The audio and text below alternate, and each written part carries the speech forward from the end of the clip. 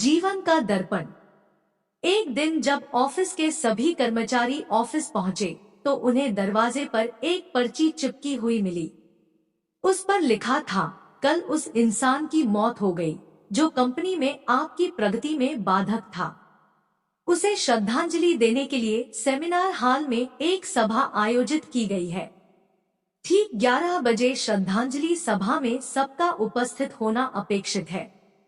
अपने एक सहकर्मी की मौत की खबर पढ़कर पहले तो सभी दुखी हुए, लेकिन कुछ देर बाद उन सब में ये जिज्ञासा उत्पन्न होने लगी कि आखिर वह कौन था जो उनकी और कंपनी की प्रगति में बाधक था।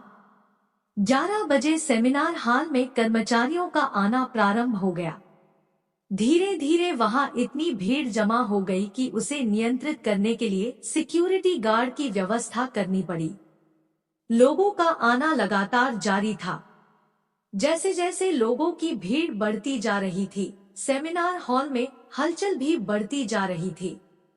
सबके दिमाग में बस यही चल रहा था, आखिर वो कौन था जो कंपनी में मेरी प्रगति पर लगाम लगाने पर तुला हुआ था।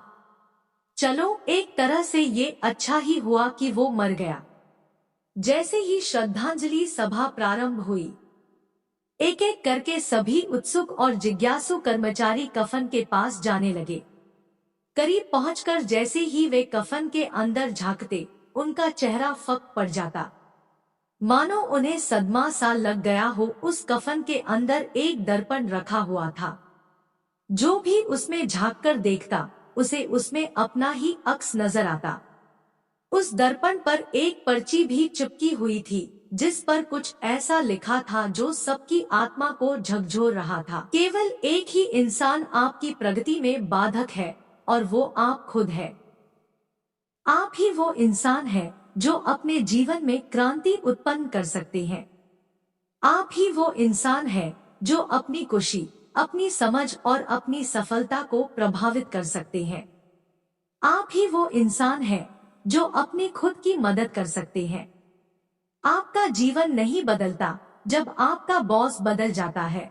आपका जीवन नहीं बदलता जब आपके दोस्त बदल जाते हैं। आपका जीवन नहीं बदलता जब आपके पार्टनर या साथी बदल जाते हैं।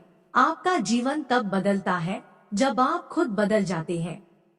जब आप अपने खुद के विश्वास की सीमा को लांघकर उसके पार जाते हैं।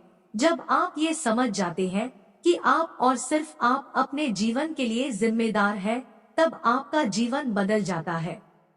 सबसे महत्वपूर्ण रिश्ता जो आपका किसी के साथ है, वो आपका खुद से है।